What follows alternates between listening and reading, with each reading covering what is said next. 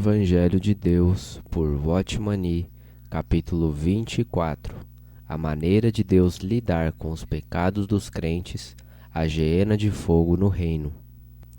Há muitas passagens na Bíblia que mencionam o castigo de Deus para os cristãos derrotados no reino milenar.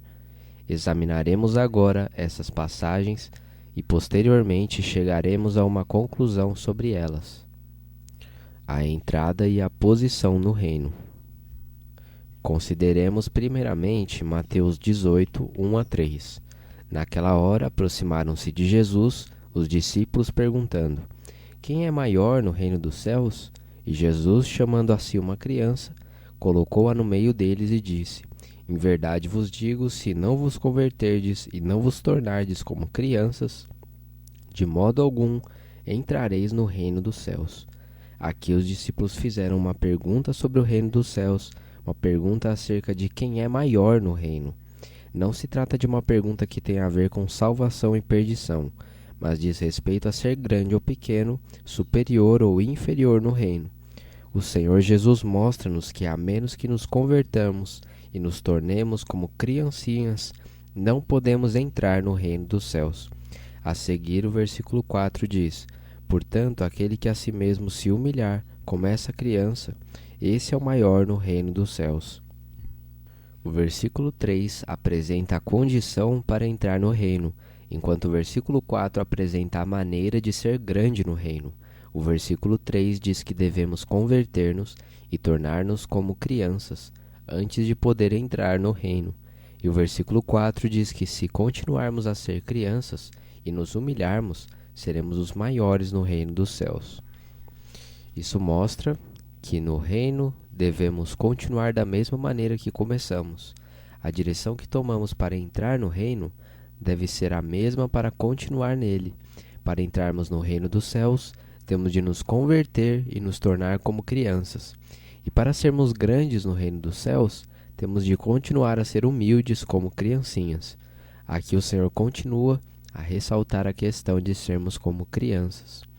Em seguida, o Senhor diz: e qualquer que receber uma criança tal como esta, por causa de meu nome, a mim me recebe. Verso 5. Quem quer que acolha alguém como essa criança, por causa do nome de Cristo, isto é, alguém que se converte e se torna como uma criança, e continua a ser humilde como essa criança, recebe a Cristo. A qualquer, porém, que fizer tropeçar um destes pequeninos, que creem em mim, melhor lhe fora que se lhe pendurasse ao pescoço uma grande pedra de moinho e fosse afogado nas profundezas do mar. Verso 6. Essa palavra indica que fazer alguém tropeçar é um problema maior do que sofrer e ser morto de maneira deplorável. Suponha que alguém o matasse e atirasse seu corpo ao mar. Você nem mesmo seria enterrado adequadamente, o que sem dúvida seria uma tragédia. No entanto, se você fizer alguém tropeçar, seu destino será pior do que esse. O versículo 7 diz: ai do mundo por causa dos tropeços, pois é necessário que venham os tropeços. Mas ai do homem por quem vem o tropeço. A geena de fogo no reino.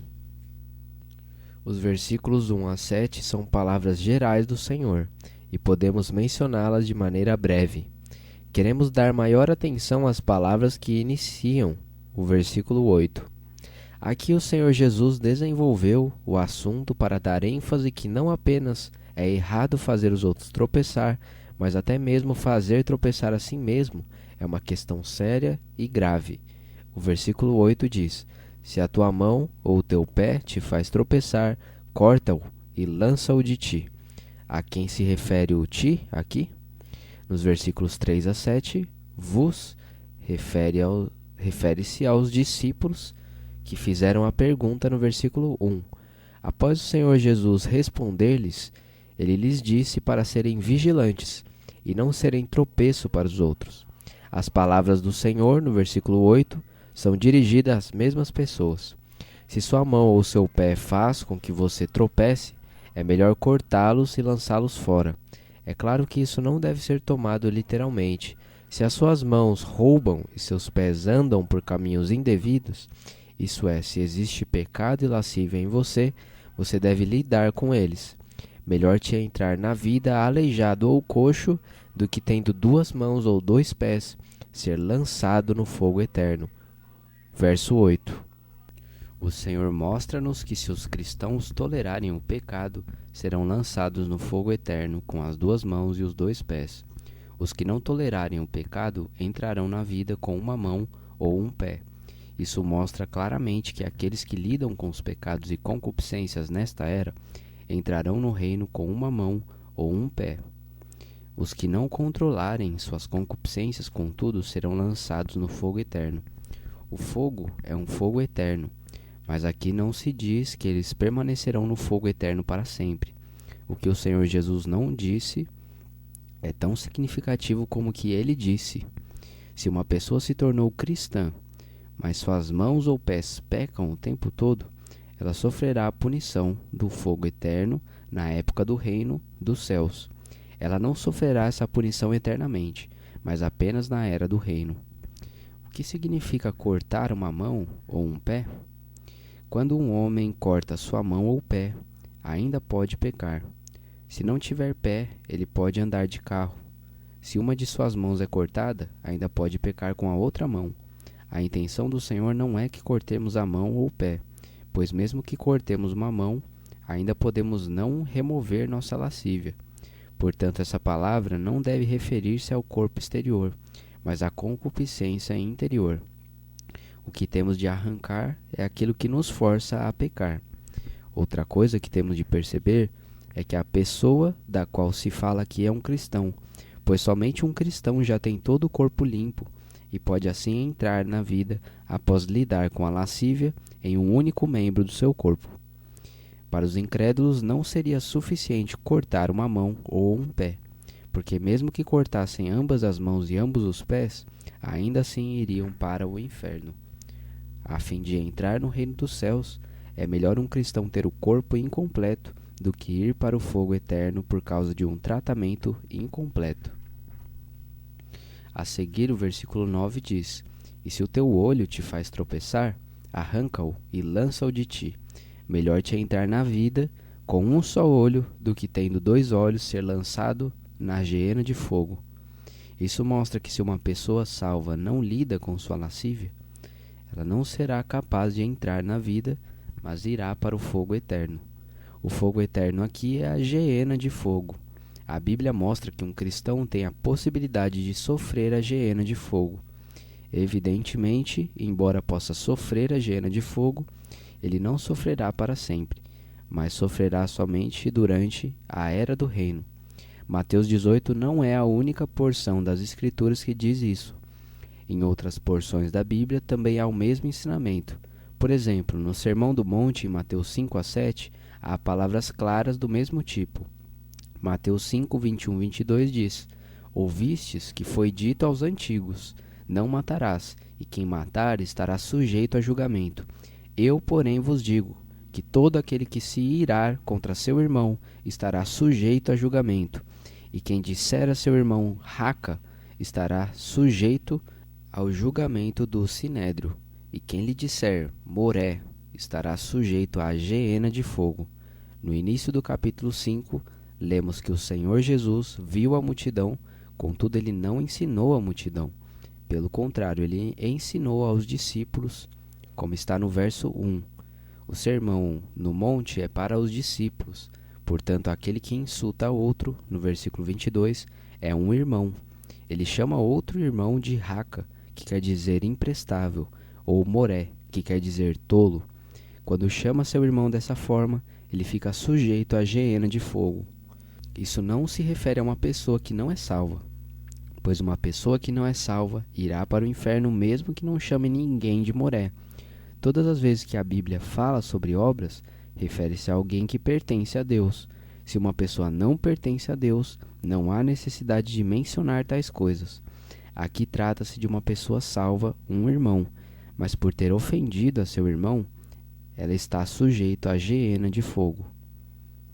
O versículo 23 diz: Portanto, se estiveres apresentando a tua oferta no altar, e ali te lembrares de que teu irmão tem alguma coisa contra ti, Muitas vezes as pessoas guardam coisas contra nós de propósito e não há nada que possamos fazer quanto a isso. Mas se alguém se queixar por causa do nosso insulto, devemos ser cuidadosos ao trazer a oferta ao altar. Se pensar mal de um irmão e falar algo contra ele, você deve ir ter com ele e lidar com essa questão. Deixa ali perante o altar a tua oferta e vai primeiro reconciliar-te com teu irmão. E então vem apresentar a tua oferta. Verso 24. O importante é reconciliar-se com seu irmão. Versículo 25 diz: Entra em acordo sem demora com o teu adversário, enquanto estás com ele a caminho. Seu irmão é quem se queixa, e você é o réu.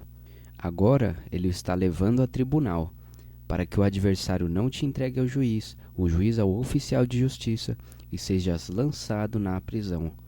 Tal fato ocorrerá no reino. O reino será muito rigoroso.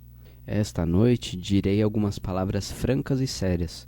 2 irmãos ou 2 irmãs que estejam em discórdia não podem estar juntos no reino. No reino vindouro haverá somente amor e misericórdia. Apenas os que amam e têm misericórdia dos outros poderão estar no reino dos céus. Se estou envolvido em uma discussão com um irmão, e se o assunto não for resolvido nesta era, então no futuro ou ambos seremos excluídos do reino, ou somente um de nós entrará. Não será possível ambos entrarmos.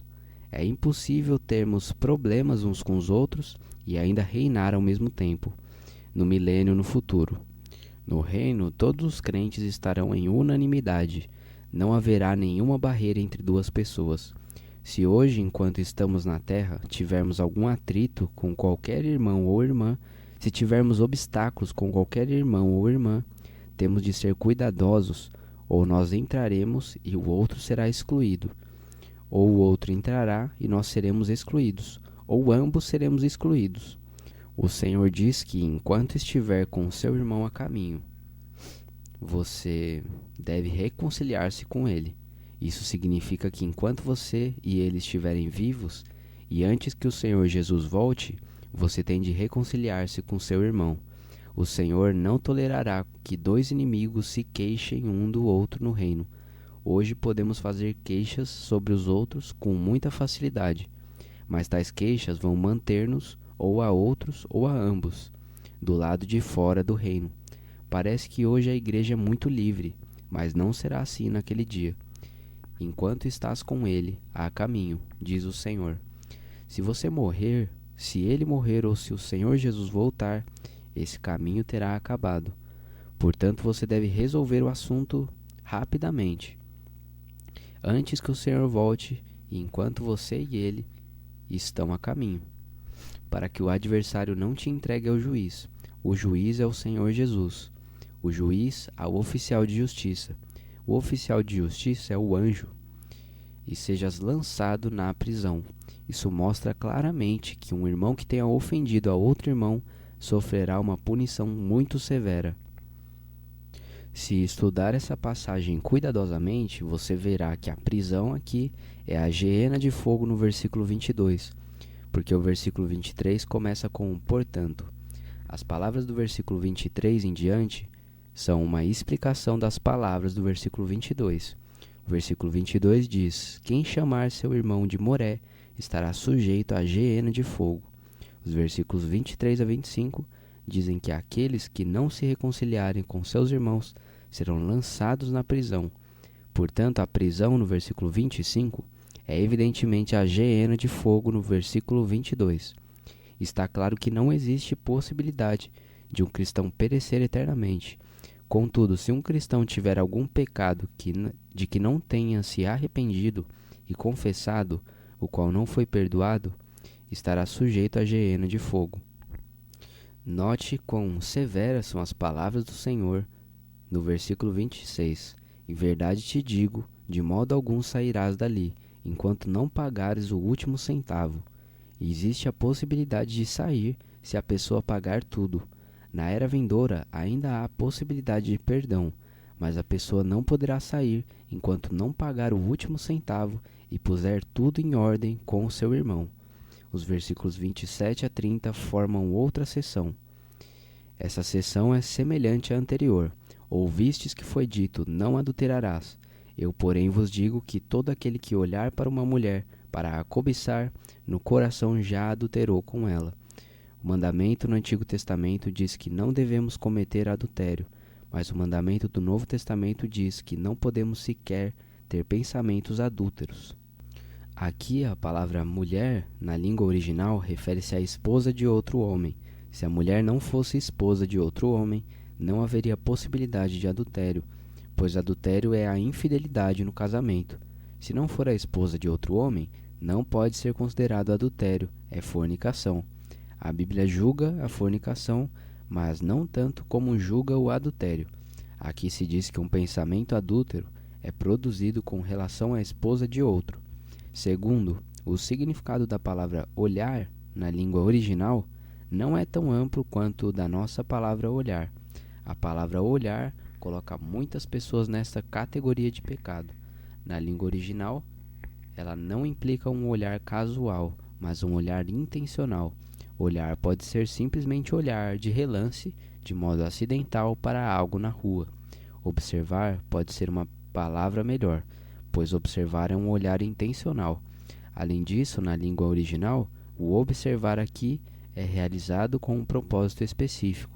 Podemos traduzir assim: qualquer que observar uma mulher com intenção de a cobiçar. O que o Senhor condena não são os pensamentos repentinos que entram na mente. Ele está lidando com continuar a observar com intenção de cobiçar, depois de um pensamento repentino entrar. Ou seja, nossos pecados não residem no fato de Satanás incitar a carne, dando-nos pensamentos sujos. Nossos pecados consistem no observar adicional, após Satanás ter nos dado um pensamento repentino. Isso é adultério. Os pensamentos repentinos vêm de Satanás. O observar vem de você mesmo. Os pensamentos repentinos são tentações. O seu observar é aceitar as tentações. Devemos saber como distinguir essas duas coisas. O versículo 29 diz: assim, se o teu olho direito te faz tropeçar, arranca-o e lança-o de ti. Se o teu olho direito o leva a observar, arranque-o e lance-o fora. Pois é melhor para ti que pereça um dos teus membros do que ser todo o teu corpo lançado na geena. Se a lascívia não for removida, se o pecado não for tratado, a pessoa será lançada na geena. Em seguida, o versículo 30 diz: e se a tua mão direita te faz tropeçar, corta e lança-a de ti. Pois é melhor para ti que pereça um dos teus membros do que ir todo o teu corpo para a geena. O Senhor Jesus disse essas palavras aos discípulos. Cristo falou àqueles que lhe pertenciam, cuja justiça deveria exceder a dos fariseus e escribas. Verso 20. Que eles tinham de tratar com seus pecados. Se permitissem que o pecado se desenvolvesse neles, embora não perecessem eternamente, havia a possibilidade de que fossem para a geena. E isso é o que o Senhor mostra no livro de Mateus. Temer aquele que tem autoridade para lançar na geena. Agora vejamos o que dizem outras passagens da Bíblia acerca deste assunto. Lucas 12:1 diz: aglomerando-se entretanto as miríades de multidão, a ponto de se atropelarem uns aos outros, começou Jesus a dizer primeiro aos seus discípulos. Ele não falou a todos, mas aos discípulos primeiramente: acautelai-vos do fermento dos fariseus, que é a hipocrisia. A palavra do Senhor aqui prova que os discípulos não são os hipócritas. Eles são o povo de Deus. A seguir, nos versículos 4 e 5, o Senhor disse: digo-vos, amigos meus, não temais os que matam o corpo, e depois disso nada mais podem fazer. Eu, porém, vos mostrarei a quem deveis temer. Temei aquele que, depois de matar, tem autoridade para lançar na geena. A palavra de Deus é suficientemente clara. Ela nos diz, não uma vez, mas muitas vezes, que é possível um cristão ser lançado na geena. Isso está dito claramente aqui. O Senhor disse aos discípulos para não temerem aqueles que matam o corpo, mas depois disso nada mais podem fazer.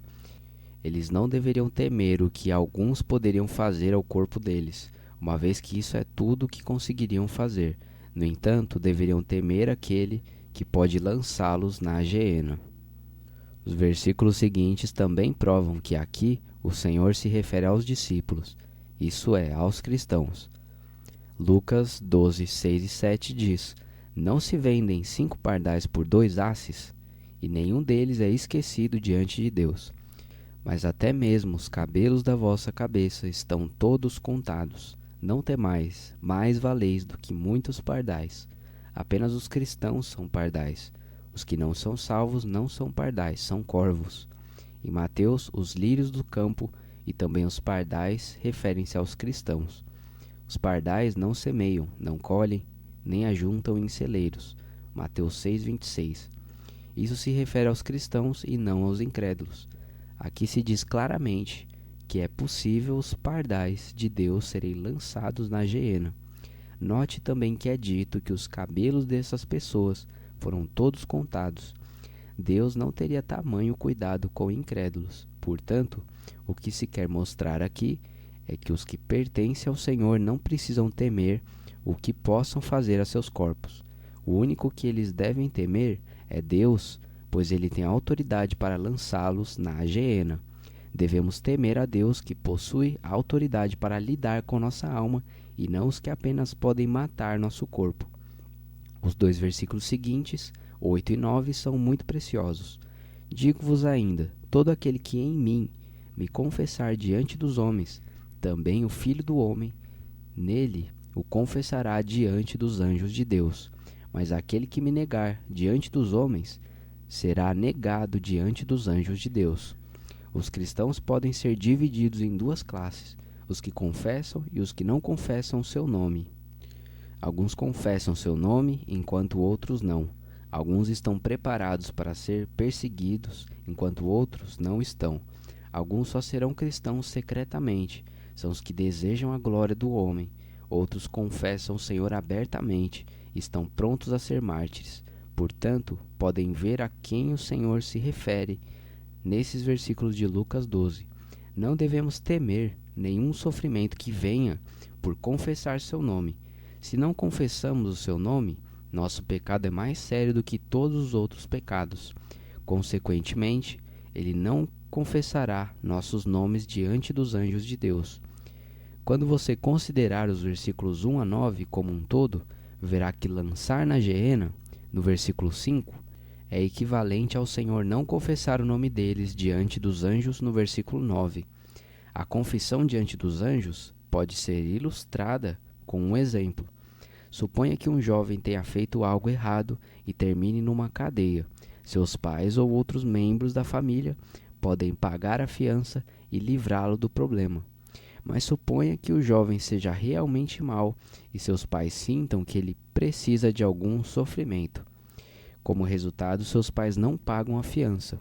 O mesmo ocorre com os crentes. A não ser que o Senhor confesse nossos nomes, seremos castigados. Há uma palavra maravilhosa em Apocalipse 3:5. O vencedor será assim vestido de roupas brancas, e de modo nenhum apagarei o seu nome do livro da vida, e confessarei o seu nome diante do meu Pai e diante dos seus anjos. No início do reino, antes do tribunal de Cristo, os anjos de Deus levarão os cristãos até Deus. O livro da vida estará ali. No livro da vida estão registrados todos os nomes dos cristãos. Haverá muitos anjos e muitos cristãos. O Senhor Jesus também estará ali.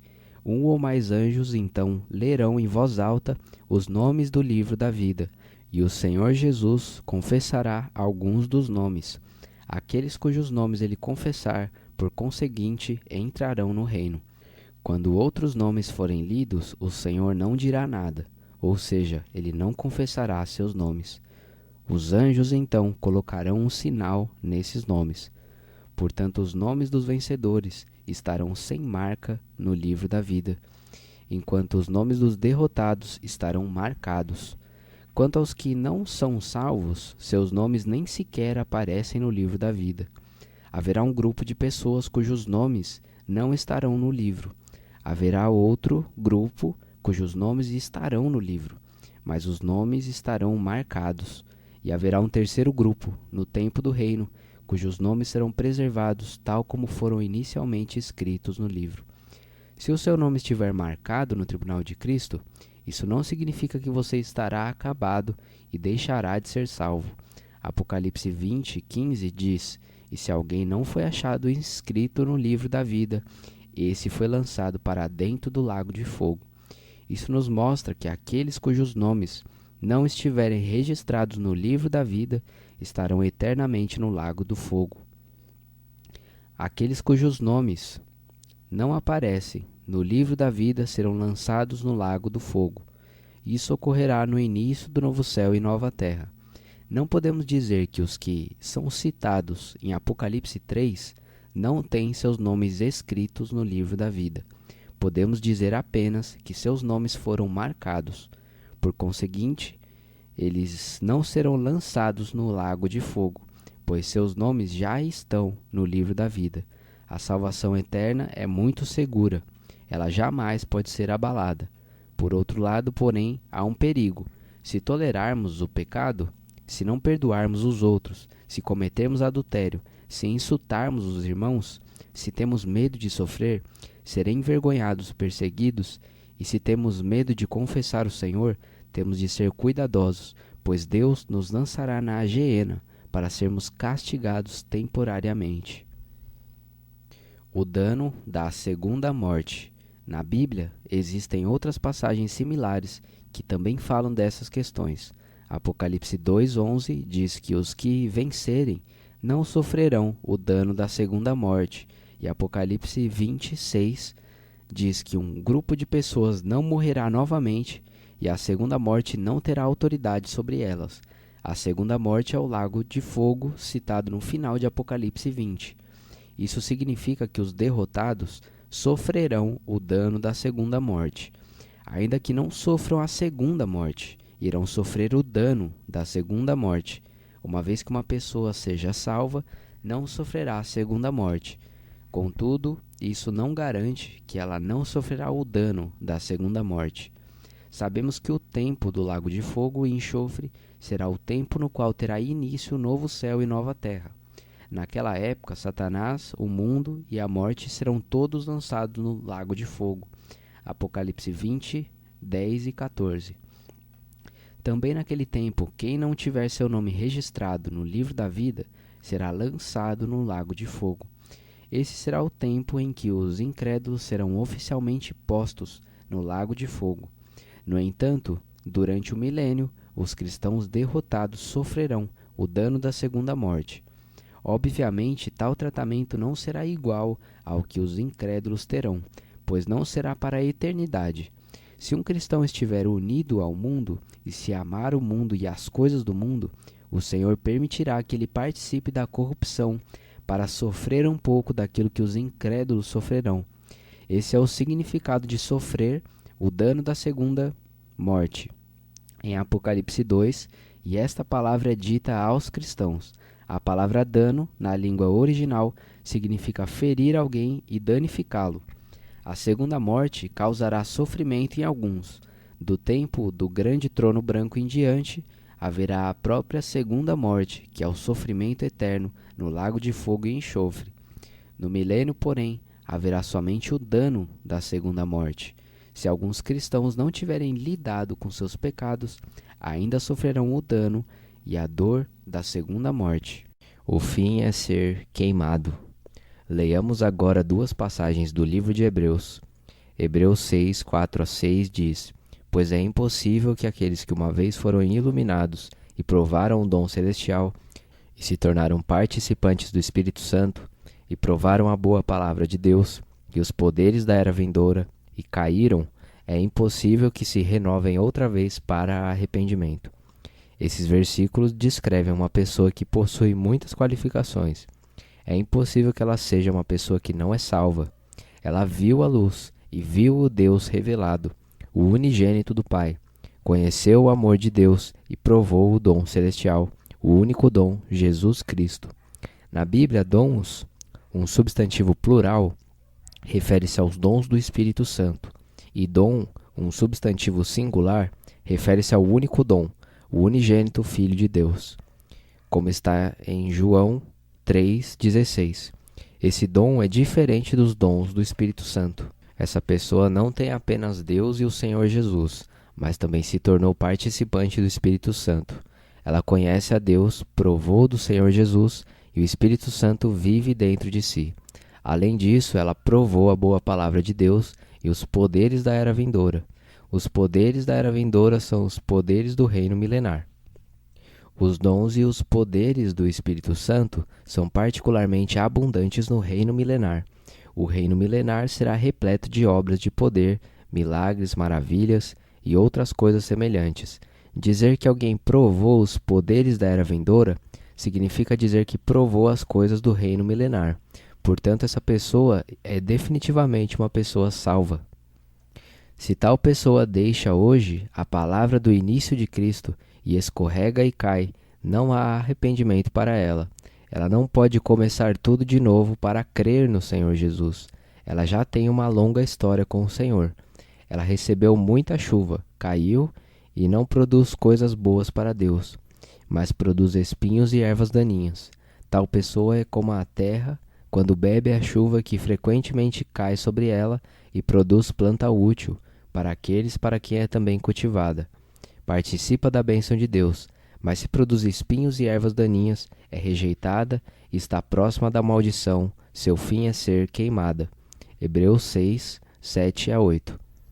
Perceba 3 coisas acerca dessa pessoa e seu fim. Primeiro, ela é rejeitada. A palavra traduzida por rejeitada aqui é a mesma usada em 1 Coríntios 9, versículo 27, onde Paulo disse que temia que, embora tivesse pregado o evangelho a outros, ele mesmo fosse reprovado e já não fosse usado por Deus nesta era e no reino.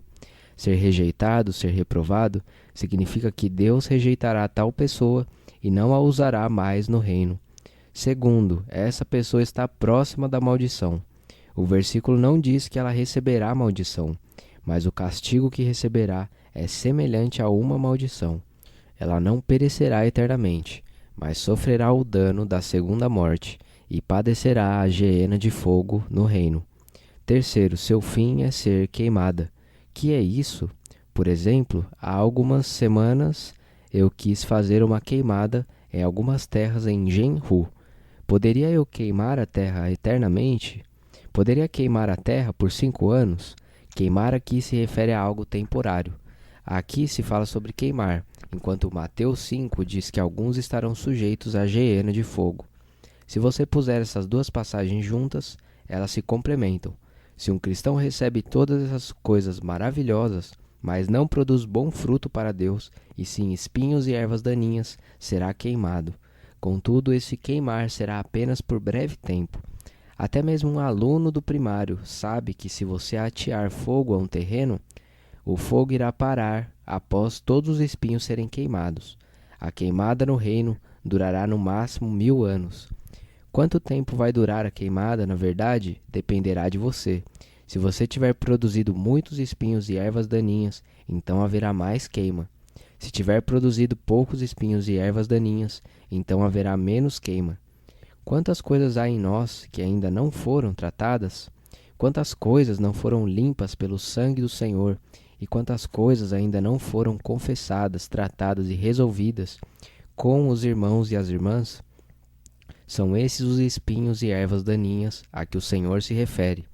Mateus 5 diz que ninguém poderá sair dali enquanto não pagar o último centavo. Todas as dívidas terão de ser pagas. Quando tudo houver sido queimado, todas as dívidas terão sido pagas. Um cristão é semelhante a um campo, e seu comportamento indevido é comparado a espinhos e ervas daninhas. Suponha que eu possua um terreno de 5 acres.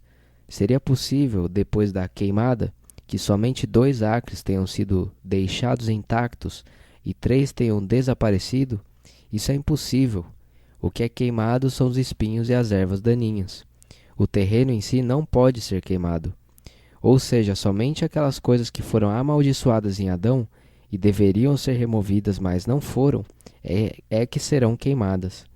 Elas serão o material que será queimado na geena de fogo. A vida que Deus nos concedeu não pode ser tocada pelo fogo. Portanto, depois de os espinhos e as ervas daninhas serem queimadas, o terreno ainda permanecerá. Nenhuma parte dele será tirada. Não há problema absolutamente nenhum com a nossa salvação, mas há tantas coisas que cresceram sobre ela, tantas coisas provenientes da carne. Se tais coisas não forem tratadas pelo sangue de Jesus, teremos de passar por bastantes tratamentos. Agora vejamos Hebreus 10, 26 a 29. Pois se vivermos deliberadamente em pecado, depois de termos recebido o conhecimento da verdade, já não resta sacrifício de touros e bodes pelos pecados. Pelo contrário, resta uma expectativa terrível de juízo e um ardor de fogo que há de consumir os adversários. Quem tiver rejeitado a lei de Moisés morre sem misericórdia, pelo depoimento de 2 ou 3 testemunhas. De quanto mais severo castigo julgais vós, será considerado digno aquele que pisou o Filho de Deus e considerou comum o sangue da aliança. Esses versículos referem-se a alguém que rejeitou a Cristo e voltou ao judaísmo. Ele acha que gastando alguns dólares pode comprar um touro ou um bode como oferta pelo pecado. Se, porém, alguém conheceu a Cristo e voltou ao judaísmo, pisou o Filho de Deus e considerou seu sangue algo comum. Ele está tratando o Senhor como um touro ou um bode. Para ele não há diferença entre o Senhor e um touro ou um bode. O versículo conclui: e insultou o Espírito da graça. Enquanto o Espírito Santo lhe dá graça, essa pessoa o insulta por voltar ao judaísmo. Esses versículos mostram o caminho de um apóstata. Eu não diria que tal pessoa seja salva, somente diria que pode ser que ela seja salva. Talvez nem seja salva. O apóstolo não nos diz se tal pessoa é salva ou não. Ele diz apenas que, se uma pessoa veio a Cristo e depois voltou ao judaísmo, sofrerá pior punição. Seu fim é uma expectativa de juízo e ardor de fogo. Aqui vemos uma espécie de fogo. Juntamente com todas essas passagens, temos também as próprias palavras do Senhor em João 15.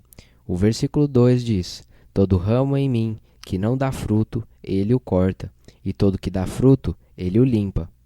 Esses não são ramos que nada têm a ver com ele, são ramos que estão nele.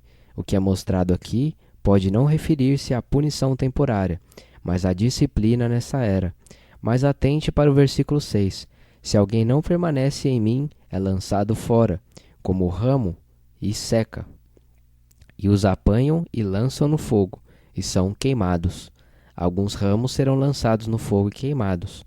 Alguns ramos cresceram e produziram folhas verdes, mas não têm fruto. Embora tenham vida interiormente, não têm fruto exteriormente. O Senhor Jesus disse que seriam lançados fora, secariam e seriam queimados no fogo. Aqui vemos claramente que os cristãos podem ter de passar pelo fogo. Tendo lido todas essas passagens, podemos concluir que se um cristão não lidar adequadamente com os seus pecados, haverá castigo à sua espera. A Bíblia mostra nitidamente que tipo de castigo será. Não será um castigo comum, mas o castigo da geena de fogo. Contudo, será o fogo no reino, não fogo na eternidade. A questão agora é esta: que tipo de pecado levará a essa condição? Assim que uma pessoa é salva, é importante que lide com seus pecados. Nenhum dos pecados que ela tenha confessado, dos quais se arrependa, com os quais tenha tratado e tenha feito restituição pelo sangue do Senhor Jesus, voltará a ela no tribunal. Tais pecados terão passado. Até mesmo o maior dos pecados terá passado. Mas existem muitos pecados que não serão omitidos. São os pecados que alguém contempla em seu coração. O Salmo 66:18 diz: se eu atender à iniquidade no meu coração, o Senhor não me ouvirá. Quais são os pecados a que o coração atende? O coração é o lugar onde residem nosso amor e nossos desejos. O coração representa a nossa emoção. Ele representa o homem psicológico. Se o coração atender à iniquidade, o Senhor não nos ouvirá. Muitas confissões são feitas só porque a pessoa sabe que pecou. Não há aversão pelo pecado. Também não há condenação do pecado. Tal pessoa, o Senhor não ouvirá. Além disso, se temos com alguém um problema que não foi resolvido, ou se há coisas que precisam ser perdoadas e não foram, ou se procedemos mal com as pessoas ou com o Senhor, temos de tratar com essas coisas de modo específico. Ao mesmo tempo, temos de colocá-las debaixo do sangue do Senhor.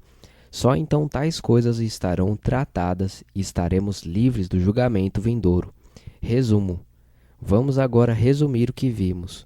O futuro dos cristãos é muito simples. Para uma pessoa salva, o assunto do novo céu e nova terra, incluindo toda a eternidade, está resolvido. No entanto, a era do reino é controversa. Ninguém ousa dizer nada sobre o que ocorrerá. O que temos de resolver hoje é o problema do reino. No reino, há muitas posições entre os cristãos. Muitos reinarão com Cristo por terem trabalhado fielmente e por terem sofrido perseguição, vergonha e sofrimento.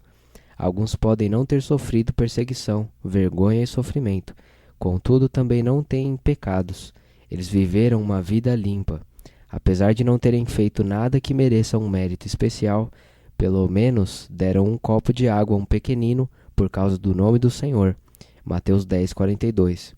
Eles também receberão uma recompensa, porém sua recompensa será muito pequena. Na era do reino, alguns cristãos receberão recompensa no reino.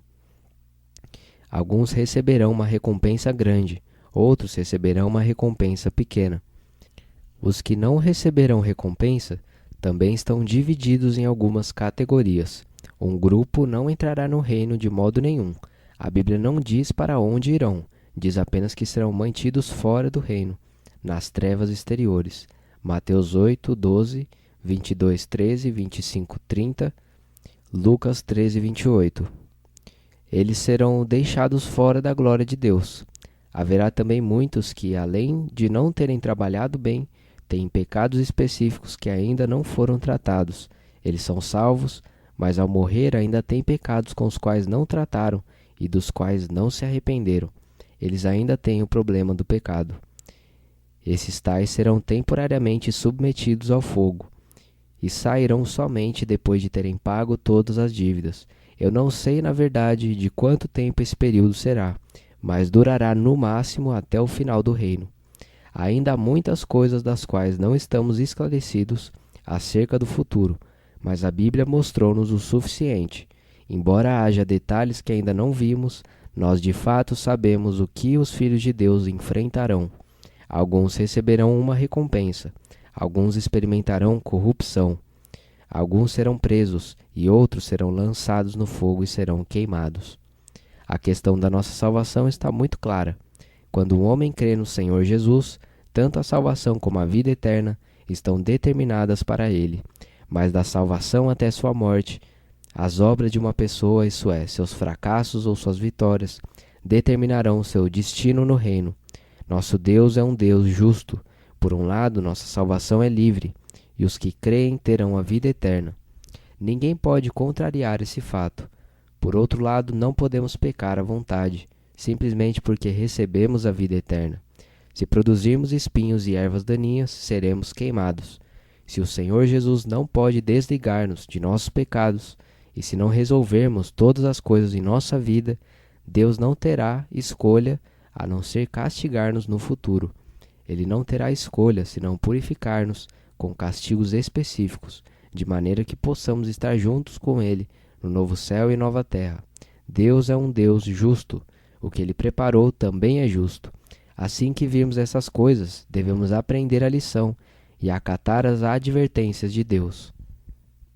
A atitude adequada ao ler a Bíblia. Com relação à maneira de estudar a Bíblia, gostaria de mencionar algumas coisas. Primeiro, há um grupo de pessoas que acredita apenas na graça. Sempre que leem alguma coisa sobre o reino na Bíblia, elas a aplicam aos judeus. Se ouvir seus sermões e ler seus livros, perceberá que invariavelmente elas empurram para os judeus tudo que se refere ao reino. Tudo que se refere à graça é para a igreja, e todas as coisas terríveis são para os judeus. Para eles, todas as coisas penosas e difíceis e exigentes são para os judeus, não para nós. Isso é insensatez. A palavra de Deus é para seus filhos, quer sejam judeus, quer sejam gentios. Alguns dizem que Paulo nunca disse especificamente que suas epístolas foram escritas aos gentios, e portanto elas não são para os gentios. Contudo, esse tipo de explicação nada explica e mutila a palavra de Deus. Outros dizem que as porções das escrituras citadas anteriormente se referem somente aos incrédulos. Mas como pode existir distinção entre vencedores e não vencedores dentre os pecadores? Isso é conversa insensata. A palavra de Deus nos mostra isso de forma clara e definida. Devemos comer aquilo que Deus nos deu, quer seja doce, quer seja amargo. Quando as pessoas ouvem sobre a graça, elas ficam alegres. Quando ouvem sobre o reino, ficam tristes. A palavra, porém, é equilibrada. Por um lado vemos graça, por outro lado vemos justiça. Existe a fábula da águia e o gato. Certa vez um gato encontrou uma águia. A águia disse ao gato: "O céu é realmente vasto. Ele tem isto e aquilo. Você quer que eu leve ao céu?" O gato disse: "Não, eu não tenho interesse em ir para lá." Quando a águia perguntou por que não, o gato disse: "Não há ratos no céu. Se houvesse ratos lá, eu iria. Mas uma vez que não há, eu não irei. O céu é tão santo.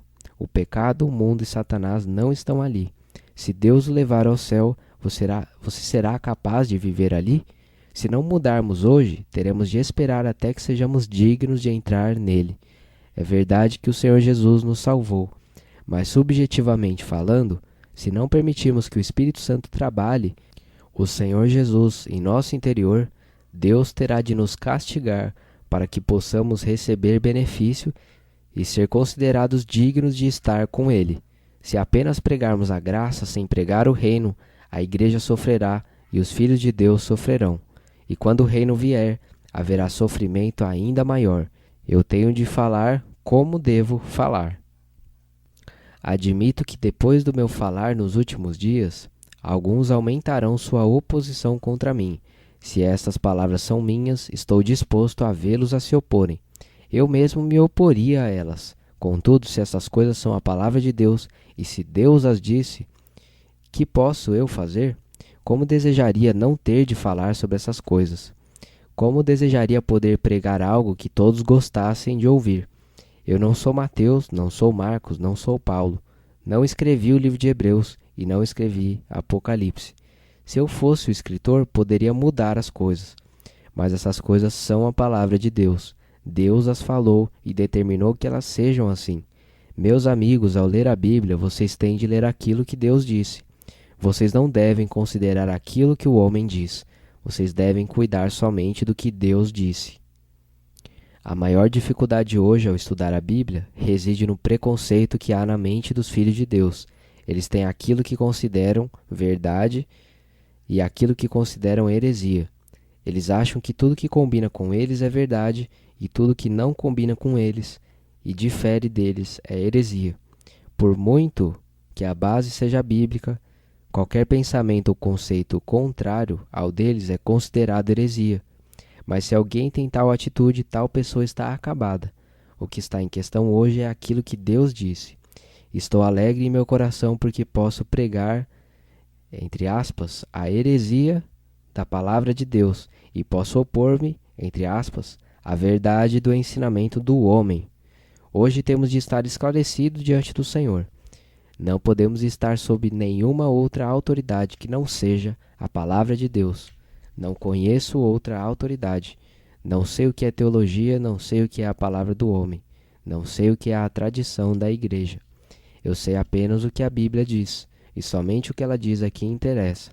Devemos sujeitar-nos somente a ela. Não podemos mudar a palavra de Deus. A palavra de Deus relata-nos o destino de seus filhos. Ela nos conta o que experimentaremos no reino. Devemos prestar atenção a essas questões, pois mais cedo ou mais tarde nos depararemos com elas novamente. Se lhes prestarmos atenção, seremos cuidadosos na maneira como vivemos na terra hoje. A segunda coisa que devemos perceber é que somente os que compreendem a verdade podem opor-se à heresia. Uma heresia não pode opor-se a outra heresia, mas as heresias não são heresias puras, elas são a verdade acrescentada de um pequeno erro. Heresia é acrescentar coisas erradas a coisas certas. Adicione um pouco do pensamento do homem ao pensamento de Deus e você terá uma heresia. Por não conhecer plenamente a verdade na Bíblia, o catolicismo prega a doutrina do purgatório. Se você não conhece a verdade de que falamos nas últimas reuniões, não será capaz de dizer se a doutrina do purgatório está certa ou errada. Agora que você ouviu essas palavras, perceberá que a doutrina do purgatório está absolutamente errada. Você pode dizer que é heresia. Na Bíblia vemos que a disciplina de Deus sobre os cristãos ocorre no milênio, mas os católicos dizem que há um purgar que ocorre hoje. Eles dizem que se um cristão não viver à altura do padrão na terra, não será capaz de ir para o céu. Por conseguinte, terá de ser purgado. Portanto, eles dizem que assim que um cristão morrer, começa a ser purgado e é purgado até que a obra seja completada. Contudo, tal ensinamento não existe na Bíblia. A Bíblia nunca diz que assim que um cristão morre, será purgado no Hades. A Bíblia mostra que haverá a disciplina no reino futuro, mas não há o purgar no Hades hoje. Em segundo lugar, os católicos cometem outro erro grave. Eles pensam que se assegurarem para si mesmos indulgências enquanto estiverem vivos, ou se após morrerem, os padres orarem por eles, terão de passar por menos purificação no purgatório. Contudo, a Bíblia nunca diz nada semelhante a isso. A Bíblia diz somente que aquele que tem misericórdia dos outros obterá misericórdia. A oração dos padres não fará nada pelos mortos. A Bíblia nunca nos ensina a orar pelos mortos. Em terceiro lugar, os católicos dizem às pessoas que um homem não será salvo até que tenha sido completamente purgado no purgatório. Isso é uma completa subversão do ensino da Bíblia. A Bíblia mostra que não há outro nome no céu ou na terra, além do nome do Senhor Jesus, pelo qual devemos ser salvos. Atos 4, verso 12. Somente Ele pode salvar-nos. Sem o Senhor Jesus não há salvação. A disciplina e o castigo não são para a salvação, mas para a santificação. A questão da nossa salvação está determinada bem antes de Deus nos disciplinar, mas ainda há coisas em nós que não são compatíveis com Ele. Ainda existem imperfeições e áreas que não estão à altura do padrão. Portanto, existe disciplina nesta era e disciplina no reino vindouro. Assim que alguém estiver esclarecido sobre a verdade bíblica, verá a heresia no catolicismo romano. A Igreja Católica Romana toma alguns versículos e os utiliza para seu próprio proveito. No entanto, se conhecermos a verdade bíblica, perceberemos que a doutrina do purgatório anula a graça. Agradeço a Deus que, embora eu seja um pecador imundo, por meio do Senhor Jesus agora sou salvo. Quando eu morrer, não tenho mais de ser purgado, pois a salvação não depende de mim, mas do Senhor Jesus. Certamente sou salvo. Agora sabemos o que é disciplina. A disciplina é o meio que Deus usa para tornar-nos perfeitos como Ele é perfeito. Ele nos castiga a fim de sermos como Ele, até mesmo para sermos iguais a Ele. Isso nada tem a ver com nossa salvação. É um assunto dentro de sua família. Finalmente, somente depois de sabermos isso, seremos capazes de lidar com a heresia no protestantismo. Hoje, entre os protestantes, são difundidos dois tipos de erros. Primeiro, um grupo de teólogos protestantes propõe que uma vez que um homem é salvo para sempre e pode fazer qualquer coisa em sua conduta. Uma vez que um cristão é salvo eternamente, dizem eles, pode ser mau até morrer e ainda estará no reino. Ele, no entanto, ocuparia uma posição bem inferior no reino. Sua maior perda consiste em ocupar uma posição mais baixa no reino. Esse tipo de ensinamento fará com que o homem seja desleixado e irresponsável. Então, o que é a graça para eles? Para eles, a graça é uma desculpa para o desleixo e licenciosidade. Há outro grupo de protestantes que diz que depois de uma pessoa crer, ainda existe a possibilidade de ela não ser salva. Talvez ela seja salva e não salva 3 ou 4 vezes ao dia. Se esse fosse o caso, o livro da vida seria sem dúvida muito confuso. Um irmão certa vez disse que se não somos eternamente salvos, assim que cremos, então o livro da vida seria extremamente volumoso.